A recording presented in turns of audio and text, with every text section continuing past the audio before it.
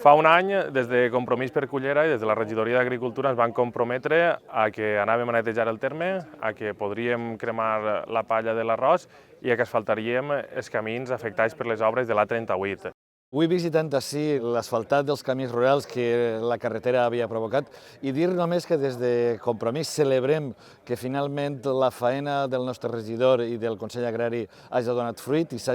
l'empresa hagi asfaltat els camins rurals i dir que des de Compromís en el Congrés estarem sempre pendents i intentant ajudar en tot allò que ens demana el Consell Agrari i els llauradors de Cullera i de tota la Ribera. I un any després podem celebrar que estem netejant el terme, vam poder cremar la palla de l'arròs gràcies a les negociacions que vam mantenir i 10 anys després per fi hem aconseguit que s'asfalten els camins afectats per les obres de l'A38. Ha fet falta que arribara a Compromís al govern municipal per a que aquests camins s'asfaltaren.